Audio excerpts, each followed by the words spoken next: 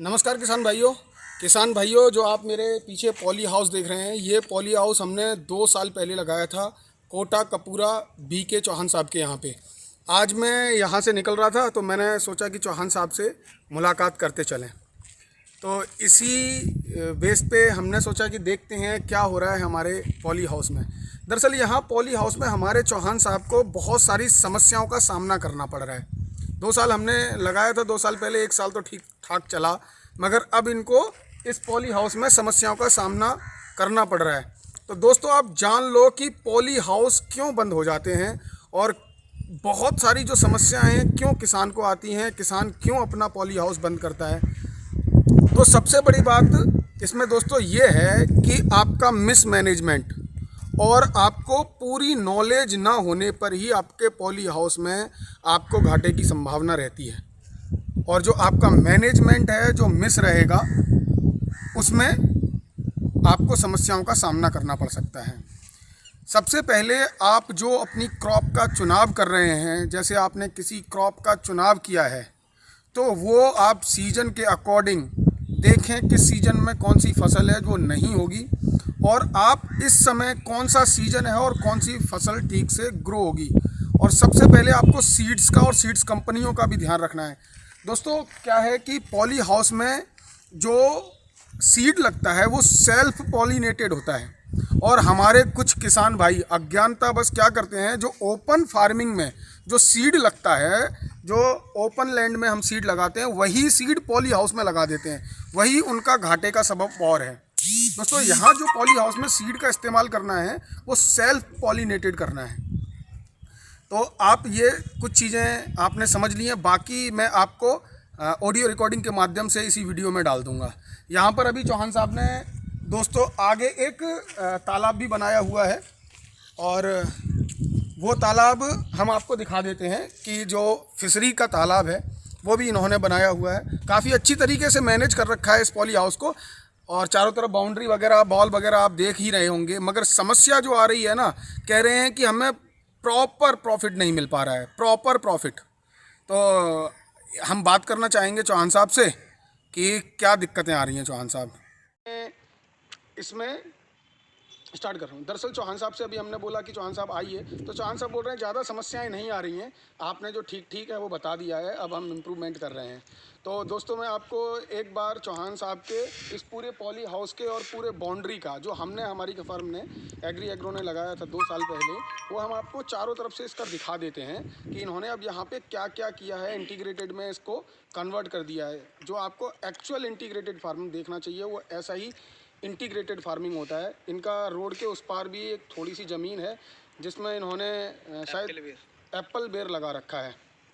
और यहाँ पे देखिए मैं आपको दिखाना चाहता हूँ, ये पीछे आप आइए, ये चौहान साहब का ही मंदिर है और चौहान साहब ने जो BK चौहान इसके ऑनर हैं उन्होंने ये मंदिर बनवाया है। बहुत ही भव्य और शानदार मंदिर है, भोले जी का मंदिर है। बहुत ही भव्य और शानदार मंदिर उन्होंने अपने खेत के परिसर के पास, अपने परिसर के पास इसका निर्माण कराया है। तो दोस्तों अब आगे हम आपको चौहान साहब ने अभी नींबू की भी खेती कर रखी है यहाँ पे, तो हम आपको नींबू भी दिखा दें।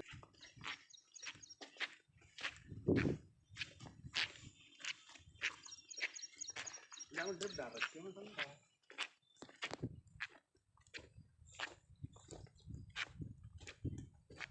ये 2 बीघे को होता सर 3 बीघा। हाँ हाँ दोस्तों ये जो आप पीछे मेरे देख रहे हैं जो नींबू चौहान साहब ने लगा रखा है, ये कौन सा नींबू है चौहान साहब? कागजी नींबू है। ये इन्होंने देखिए इंटीग्रेटेड जो मॉडल है इसको बेसिकली इंटीग्रेटेड कहते हैं कि साइड में पॉली हाउस लगा हुआ है, उसी के बराबर में जो इनकी 3 बीघा ज़मीन बची हुई है और उस पर इन्होंने नींबू का बाग लगा रखा है।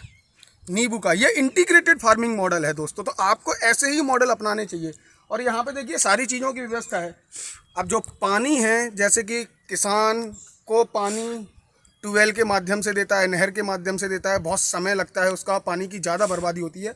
यहाँ पर इन्होंने ड्रिप का इस्तेमाल किया है और ये आप देख रहे होंगे हर प्लांट के लिए ड्रिप की लाइन गई हुई है अलग से और बहुत ही शानदार तरीके से चौहान साहब ने इसको नींबू के बाग को लगाया हुआ है। दोस्तों अभी इसी परिसर में, जो इसी खेत में एक फिशरी का पॉन्ड भी चौहान साहब ने बनाया हुआ है, मैं वो भी आपको दिखाता हूँ।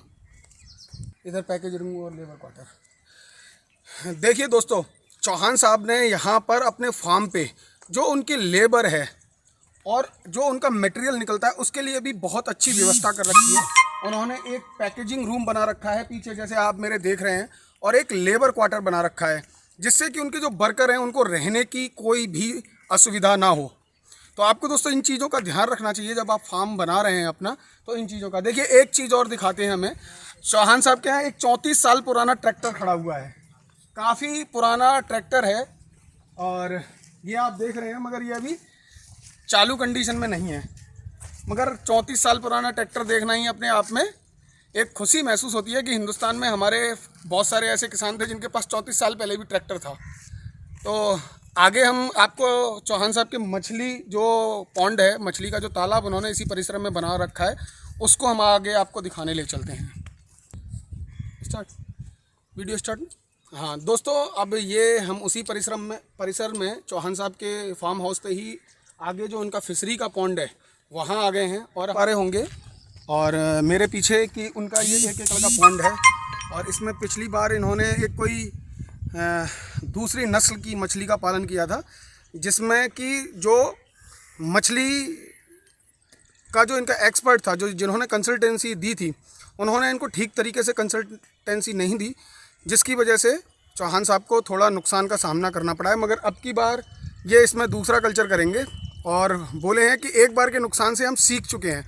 तो दोस्तों मैं यही चाहता हूं कि आप लोग नुकसान से ना सीखें, पहले ट्रेनिंग लेकर सीखें। तो सबसे पहले जब भी कोई आप काम करें तो आप उसकी ट्रेनिंग ज़रूर लीजिए। हम एग्रो सारी ट्रेनिंगें उपलब्ध कराते हैं, फिजिकल ट्रेनिंग एंड वीडियो के माध्यम से भी हम ट्रेनिंग उपलब्ध कराते हैं। तो आप हमारी ऐप डाउनलोड करके आप प्ले स्टोर पे जाइए, गूगल प्ले स्टोर पे, वहाँ पे एग्रो डाउनलोड कीजिए और डाउनलोड करने के बाद वहाँ पर आपको ये सारी ट्रेनिंग, बेसिक जानकारी आपको वहाँ पे निःशुल्क मिल जाएगी। तो दोस्तों आप भी चौहान साहब की तरह पैसे का नुकसान उठाकर ना सीखें। आप सबसे पहले ट्रेनिंग लें, फिर पहली ही बार में प्रॉफिट सीखें, और जो आपको जो सीखेंगे, जो ज्ञान मिलेगा, वो बहुत ही अच्छे लेवल का ज्ञान होगा। तो ये पॉइंट में चौहान साहब ने अब की बार बोला, अब की बार तो हम कल्चर निकाल लेंगे, अब की बार किसी एक्सपर्ट की ज़रूरत नहीं है, क्योंकि अब हम सीख चुके हैं, है ना। मगर फिर भी हम लगातार चौहान साहब के संपर्क में रहेंगे और चौहान साहब को फिशरी के बारे में टोटली नॉलेज प्रोवाइड कराते रहेंगे। तो दोस्तों आपको यही मॉडल अपनाना है, इंटीग्रेटेड मॉडल अपनाना है। देखिए इस फील्ड के बाहर भी चौहान साहब की जो खेती है उसमें वो अदर क्रॉप करते हैं, मोनोक्रॉपिंग करते हैं। ठीक है दोस्तों, अधिक जानकारी के लिए आप हमारे नंबर पर संपर्क कर सकते हैं। और आप अगर एग्रीकल्चर का पूरा नॉलेज आपको ठीक तरीके से चाहिए और एग्रीकल्चर की सारी जानकारी चाहिए तो डाउनलोड कीजिए एग्रो ऐप। आपको ये एग्रो ऐप ज़रूर डाउनलोड करना है, जिससे कि आपका नुकसान ना हो, आपको बेसिक इन्फॉर्मेशन मिल सके और बेसिक के बाद आप एक ट्रेनिंग ले सकें। तो नमस्कार दोस्तों, धन्यवाद।